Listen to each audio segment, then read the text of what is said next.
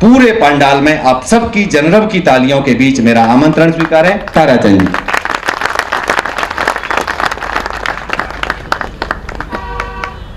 कौन हमारे सुखदाता? धरती गंगा गौ माता। कौन हमारे सुखदाता? धरती गंगा गौ माता। भारत माता की जय। भारत माता की जय। भारत माता की जय। भारत माता की जय।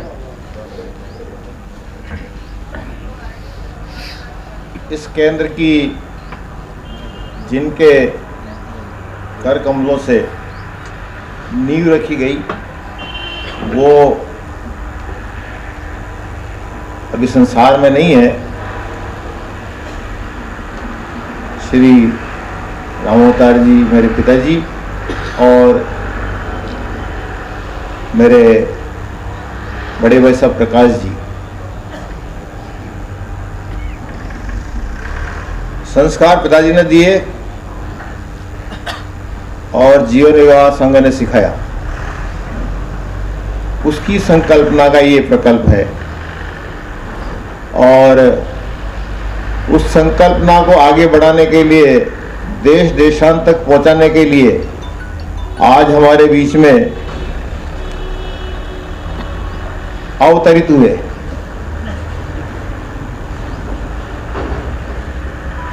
हमारे भारतीय कृषि अनुसंधान परिषद के महानिदेशक श्रीमान डॉक्टर हिमांशु जी पाठक,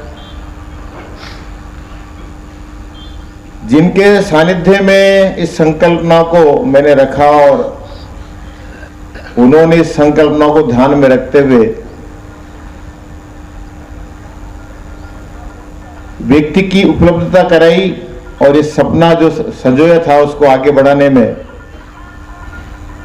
मार्गदर्शन और प्रेरणा देते रहे, लगातार आज भी दे रहे हैं। ऐसे आदरणीय श्री कृष्णदयाल जी अपना संपूर्ण जीवन राष्ट्र को समर्पित कर प्रचारक रूप में किसानों संघ को सेवाएं दे रहे हैं। हमारे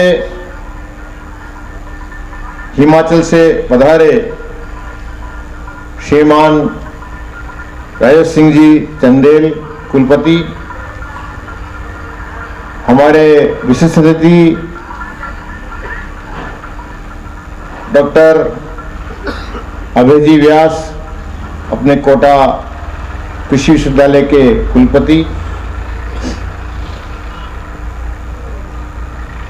हमारे मंच को संचालन कर रहे हैं डॉक्टर राजवीर जी, हमारा छोटा भाई जो हमारा सारे कार्यों का केंद्र है, ऐसे निर्मल, सारी किरणें यहाँ से यहाँ पहुंचती है और यहाँ से मतलब बिखरती हैं। और डॉक्टर प्रताप सिंह जी, कृषि विश्वविद्यालय के सभी वैज्ञानिक महोदय, विभिन्न संस्थाओं से पधारे अतिथि महोदय, भारत के अन्नदाता किसान भाइयों, माताओं और बहनों,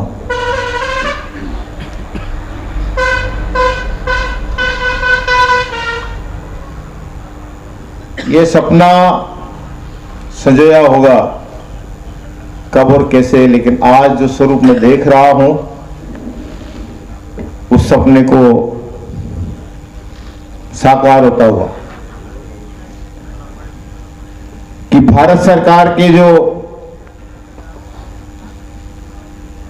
कृषि कार्य को देखते हैं पूरे देश के अंदर, आज हमारे यहां हमारे बीच विराजमान है। परसों इनका टेलीफोन आया था और उस समय में यही देवयोग से मैं यही था कि मौसम के कारण मेरा आना संभव नहीं होगा।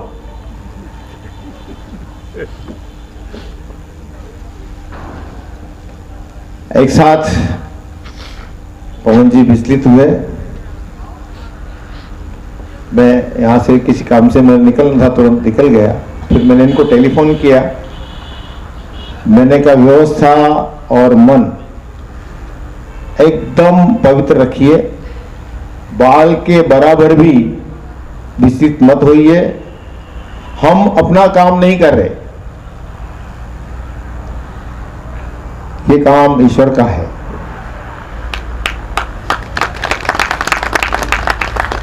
और जब ईश्वर का काम करते हैं तो करना उसको है। यदि करना उसको है तो डॉक्टर साहब अवश्य आएंगे,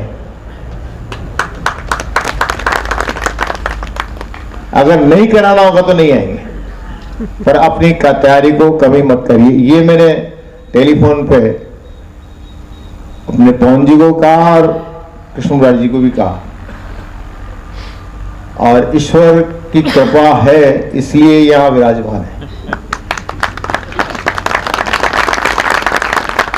जो काम मैं वर्षों से सोच रहा था, जो कल्पना इस काम को मैंने की थी, वो मैं आज साकार रूप में परिणत होता देख रहा हूं। मेरा काम तो पूरा हो गया, ये आज मैं मानता हूं। मैंने डॉक्टर साहब को कह दिया कि मैंने कहा कि आप हो, अरे प्रोजेक्ट है, कि मेरी संकल्पना ये थी कि देश को बचाना है। हमारी भारतीय संस्कृति महान है, इसकी परंपराएं महान है। जो वेद में है वो संसार, वेद में है जो संसार में है, संसार वो कुछ भी नहीं है जो वेद में नहीं है। ऐसी मैंने सुना था, जाना था। लेकिन संसार के मानव को बचाना है तो आपको जैविक कृषि पे जाना ही पड़ेगा, और जैविक कृषि मनुष्य के जीवन का आधार है। गौ माता हमारा आर्थिक रीढ़ स्तंभ है। ये भगवान श्री कृष्ण ने हमको बताया।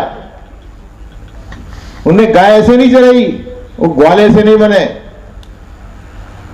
बलराम ने हल कंधे पे इसलिए नहीं रखा,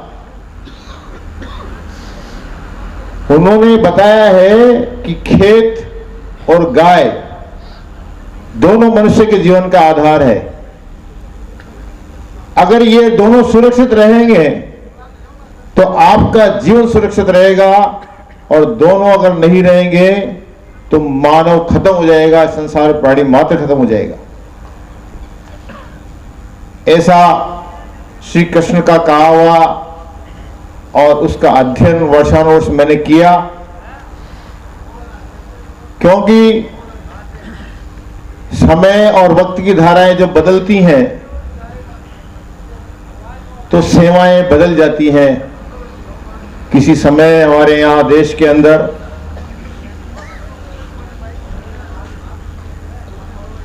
चिकित्सा, कुआ बावड़ी, धर्मशाला, शिक्षा के संस्थान बनाना एक परम पवित्र कार्य सेवा के गिना जाता था। लेकिन आज के परिप्रेक्ष्य में अगर जाने तो पानी बिकने लग गया है, चिकित्सा व्यावसायिक हो गई है, शिक्षा व्यावसायिक हो गई है, कोई काम सेवा का नहीं रहा। तो मन में जब सेवा का भाव उत्पन्न हुआ तो हम समाज के लिए क्या कर सकते हैं, ये सोच मन में आया। तो सबसे पहले शमशान का काम कराया खानपुर के अंदर, हमारे नेटिव पैलेस के अंदर। वहां कोई भी नहीं सोच सकता कि आदमी ने काम कराया तो पैसे कमाने के लिए कराया, इसलिए उसका कराया। और इस काम का सोचा तो पहले सोचा कि पहले गाय पे काम करें, गोविंदाचार्य से मिलना हुआ, उसके बाद उन्होंने बताया कि ये बछड़ों का क्या होगा, तो उसके बाद ये जैविक कृषि का काम भी उनको पूर्णता से काम करना था, इसलिए भगवान ने उनसे मिलाया। अधूरा नहीं करना, आपको पूरा करना है, आपके द्वारा कुछ होना है। कि चिंतन में पवित्रता थी, लेश मात्र भी किसी प्रकार का स्वार्थ लोभ नहीं था, इस कारण से ये आगे बढ़ा। और ऐसे ही ईश्वर ने पवन जी से मिलाया, और 4 जुलाई 2019 को इन्होंने यहाँ ये ज्वाइन किया। 2016 से हमने इसमें केमिकल का उपयोग करना बंद कर दिया था और 4 जुलाई 2019 को आप पधारे। उसी दिन अच्छा मूड था, उसी दिन हमने वहां नागपुर प्लांट का शिला भी रखी थी। उसी दिन सेम डे मैं तो नागपुर था, यहाँ इन्होंने ज्वाइन किया। अच्छे इंसान को तब मिलाता है भगवान जब भगवान को कुछ कराना होता है, ऐसी मेरी सोच है। और जीवन के अंदर मैंने जितनी भी कल्पनाएं करी होंगी,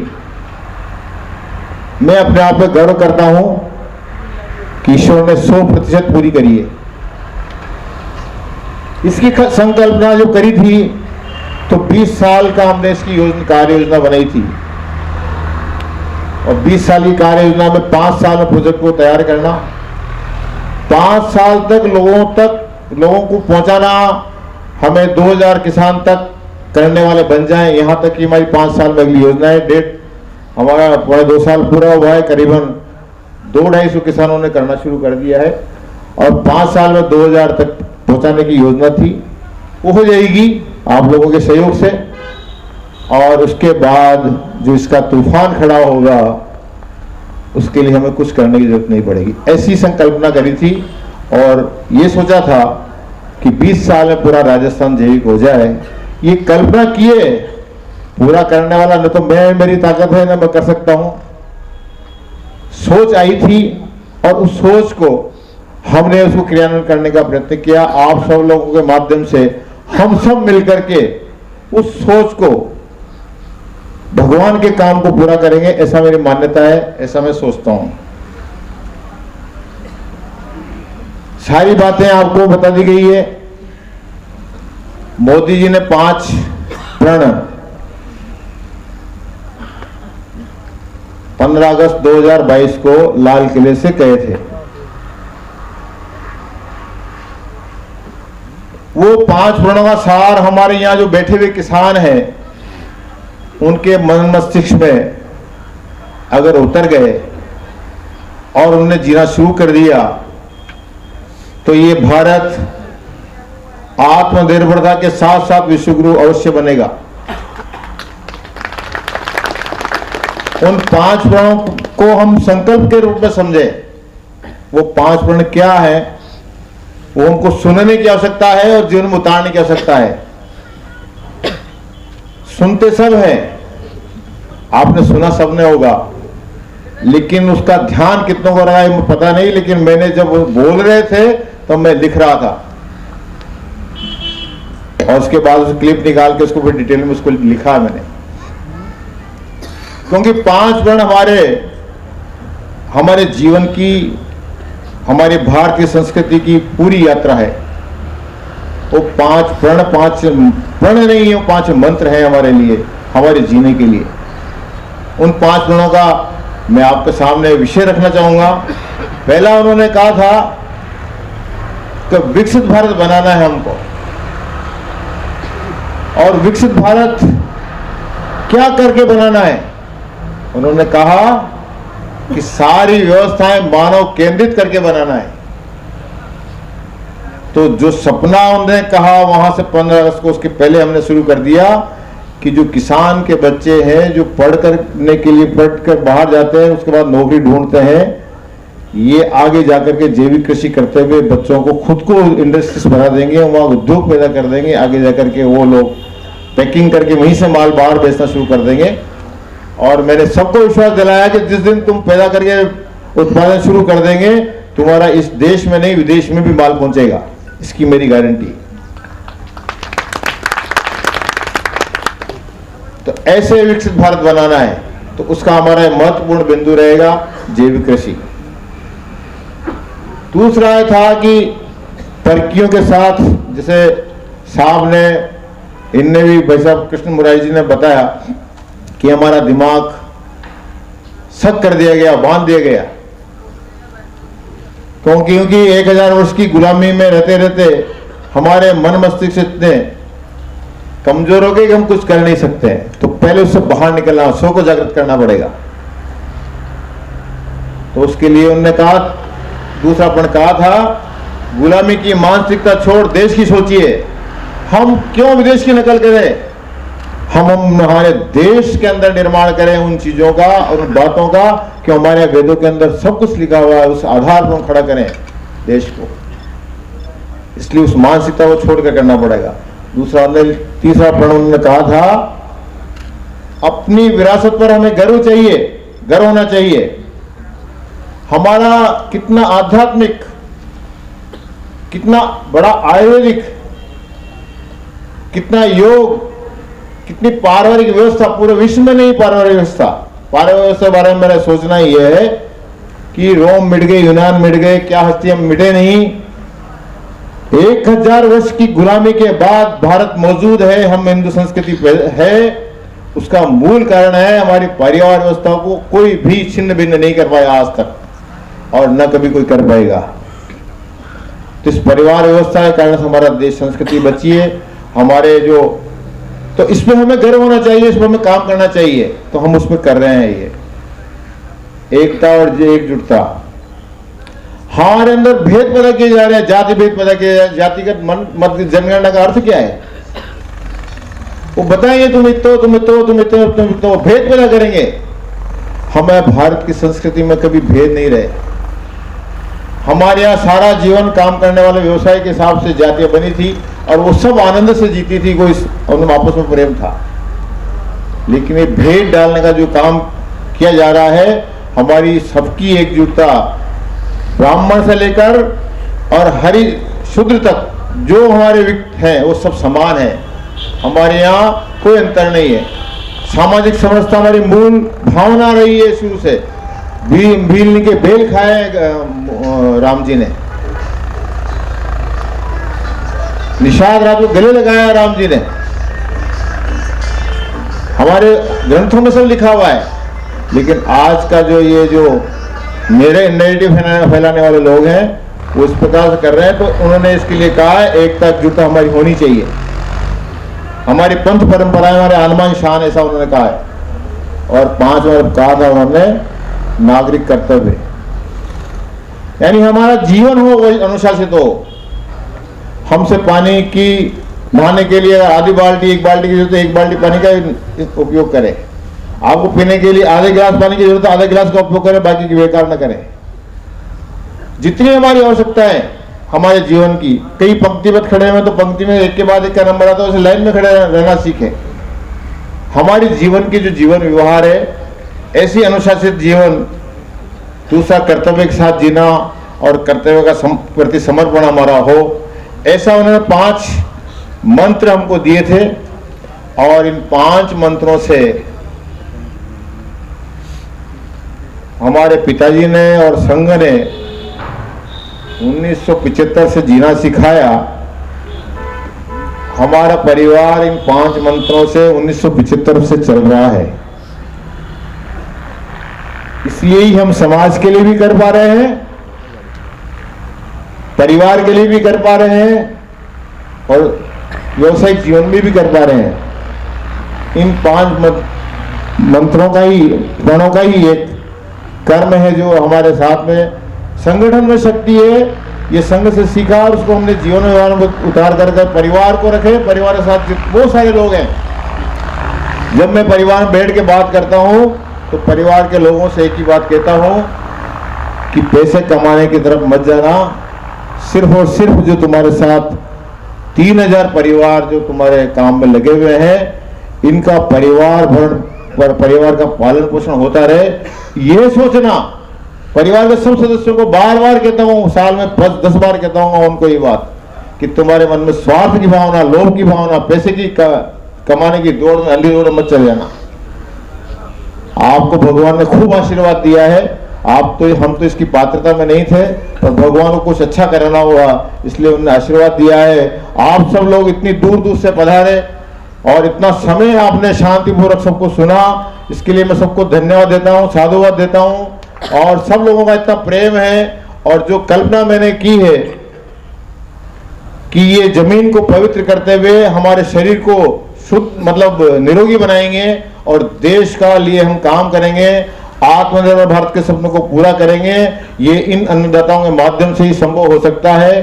हमारा देश मजबूत विश्व गुरु के स्थान मजबूत हो और विश्व गुरु के स्थान पर पहुंचे, ऐसी संकल्पना कर रहा हूं। और उसका ये हम एक कण बिंदु के रूप में सहयोग करें। सभी किसान भाइयों से मेरा आग्रह है कि इस पे जैविक कृषि पैदा करके खाएं। सिर्फ 2 बीघा जमीन करें, 2 बीघा जमीन अपने पूरे परिवार के लिए करें। ये ही आपसे निवेदन है। मैं कमाने की बात नहीं कर रहा हूं, आपसे खर्च करने की बात नहीं कर रहा हूं, बांटने की बात नहीं कर रहा हूं, लेकिन आपका परिवार स्वस्थ चले, इसकी मेरी संकल्पना है। और उस संकल्पना में ही देश का भविष्य निर्धारित है। ये मानता हुआ मैं आप सबसे विदा लेता हूं और आप लोगों को पधारने का धन्यवाद देता हूं कि आपने बहुत संख्या में पधार करके हमारे छोटे से अनुरोध पर यहाँ पधारे।